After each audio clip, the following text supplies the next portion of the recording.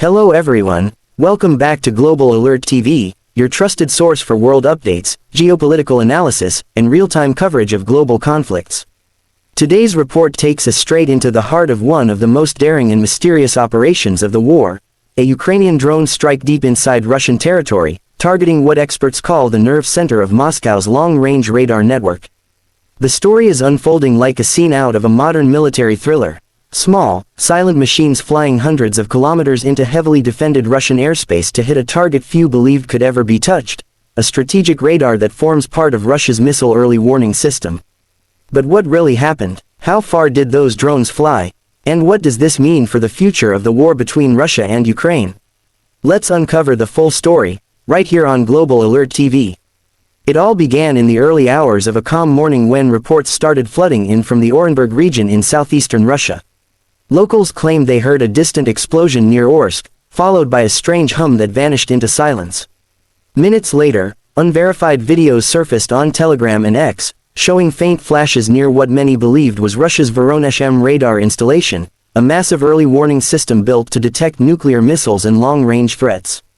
Ukraine's defense intelligence would later confirm that drones had been launched for one of the deepest strike missions in its history, nearly 1,500 kilometers beyond the front lines. The intended target, a radar station so critical that it forms part of Russia's nuclear defense shield. For years, these radar systems were considered untouchable. Built during the height of the Cold War, they are spread across Russia's vast territory to ensure the Kremlin can detect incoming missile threats from anywhere on the planet. The Voronezh M system, in particular, is not just another military base, it's a symbol of strategic dominance. Its sensors watch the skies from the Arctic to the Middle East. So when Ukraine reportedly managed to send a drone all the way to this facility, it wasn't just an attack, it was a message. A message that said, your deepest defenses are no longer safe. Analysts around the world were stunned. Military experts began piecing together how such a long-range strike could even be possible. Ukrainian engineers have been working quietly for months on indigenous long-range drones, low-cost, GPS-guided, and designed to fly under radar coverage. Some reports suggest these drones are made from lightweight composites, powered by engines barely louder than a lawnmower, and can travel for hours undetected. For Ukraine, this was a major step forward, a leap from short-range tactical drones used at the front lines to strategic strike capabilities capable of hitting Russia's heartland. Within hours, Russian state media rushed to control the narrative. They claimed the drone had been shot down before reaching its target, insisting that no damage was done. Yet, satellite imagery analysts who examined the area soon noticed signs of disturbance near the radar compound, burn marks, debris trails, and what looked like a damaged maintenance building. Nothing conclusive, but enough to raise questions.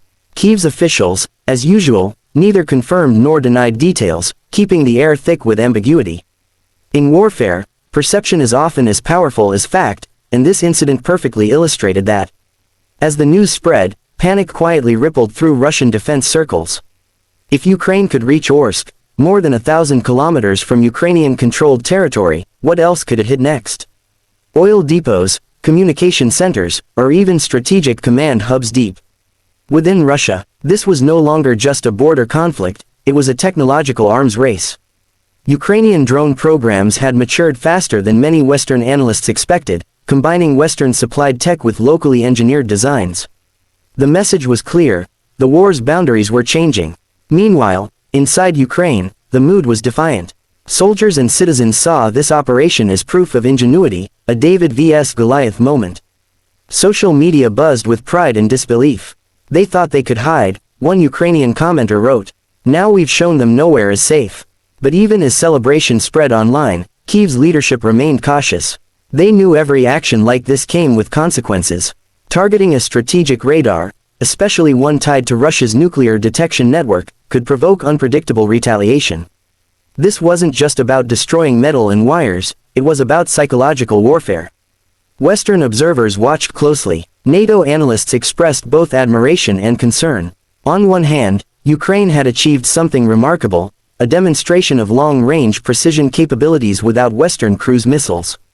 On the other, it raised dangerous questions. What if Russia viewed this as an attack on its nuclear deterrence system? Such a perception could escalate tensions far beyond Ukraine's borders. Still, Kyiv's calculation seemed deliberate. to remind Moscow that even its most sacred military assets were vulnerable. Days after the strike, Russian officials released footage claiming to show normal operations at the radar site, as if nothing had happened. But defense insiders whispered otherwise. Some reports indicated that parts of the system had been temporarily taken offline for inspection. Others said the strike, though not catastrophic, forced Russia to move air defense units from the front lines to protect deep radar installations. In a war of attrition, even small diversions of manpower and equipment can have long-term effects. Ukraine's strategy appeared to be working, not just by destroying, but by stretching Russia thinner and thinner. The Voronezh M radar is part of a chain of early warning systems that Russia relies on to detect potential ballistic missile launches. Losing even partial functionality at one of these sites can create blind spots in coverage, reducing reaction time during a crisis. If Ukraine's drone strike managed to cause even minor disruptions, it could temporarily compromise Russia's perception of incoming threats, a risk the Kremlin cannot afford. In that sense, even a limited success would be strategically significant. As the story evolved, new details began to emerge. Satellite imagery showed increased activity around the Orsk site, new fencing, construction materials, and what looked like mobile radar replacements. That alone confirmed Russia was taking the incident seriously. Meanwhile, Ukrainian defense officials hinted that this was not the last strike of its kind. Indeed, just months later, similar reports surfaced from Voronezh and Krasnodar, suggesting a pattern. Ukraine was systematically testing the limits of Russian air defense. Beyond the battlefield, the strike sent ripples across the global stage. For the West, it proved that even without advanced Western long-range missiles, Ukraine had found its own way to retaliate deep inside Russian territory. For Moscow, it was a wake-up call, a reminder that distance no longer guarantees safety. And for the watching world, it was a glimpse into the future of warfare, small, autonomous, low-cost systems capable of bypassing billion-dollar defense shields. Military historians began comparing the event to pivotal moments in past wars when technology changed the rules, like the first use of drones in the Gulf War or the advent of stealth aircraft. But this time, the innovation wasn't coming from a superpower. It was coming from a country under siege, improvising under pressure, turning necessity into invention.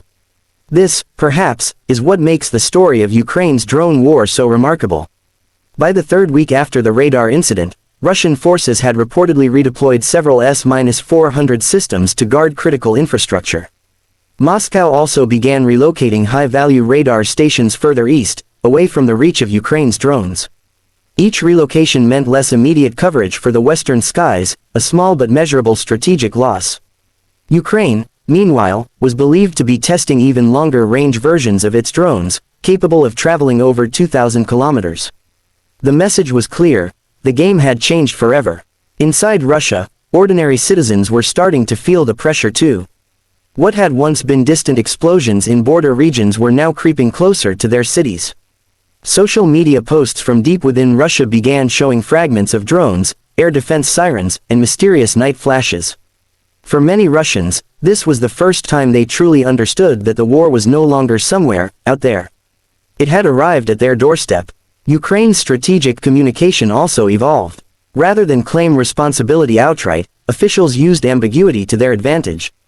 Silence became part of the weapon. Each time an explosion occurred in a remote part of Russia, speculation grew: was it Ukraine? Was it sabotage? Was it an accident? This uncertainty itself created fear, a kind of psychological fog of war that worked in Kyiv's favor. Russia, unable to admit vulnerabilities, was forced to downplay incidents, even as its citizens began demanding answers. Behind the scenes, Western intelligence agencies were quietly impressed. Reports suggested that Ukraine's drone program was now integrating AI-assisted flight control, making navigation more efficient and precise. These drones weren't random kamikazes anymore, they were part of an evolving strategic doctrine. Ukraine had found a way to balance cost, precision, and range, creating a deterrence tool that could harass Russia deep inside its borders without using Western-provided long-range missiles. As months passed, the incident became a turning point in modern military thinking.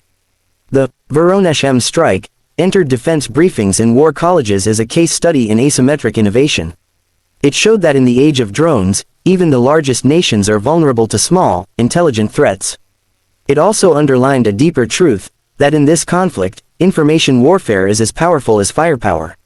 Whether the radar was destroyed or not almost didn't matter.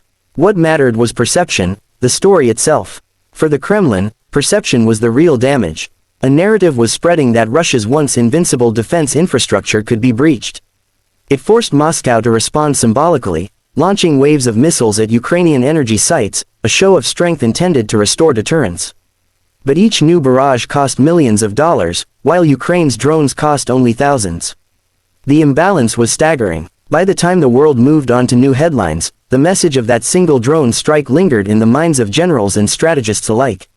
It had shown that the future of warfare was not about who had the biggest bomb, but who could adapt faster, think smarter, and strike deeper, sometimes without even being seen. And in that contest, Ukraine had proven something remarkable. Technology and determination can, at least for a moment, level the playing field against overwhelming odds. So, what really happened after? Ukrainian drones struck Russia's largest radar.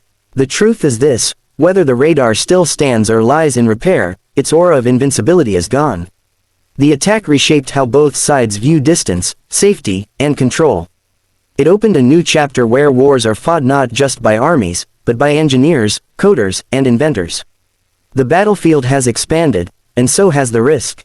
As this story continues to unfold, one thing remains certain: the war between Ukraine and Russia is no longer confined to front lines or trenches. It's a war of innovation, of endurance, and of imagination. Each side is adapting faster than the world expected. And for those watching from afar, this incident is a warning: the age of unreachable targets is over.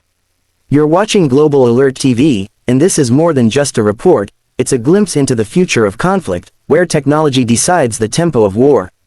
Stay tuned, stay aware, and remember, in today's world, even silence in the sky can be a sign that something extraordinary is about to happen.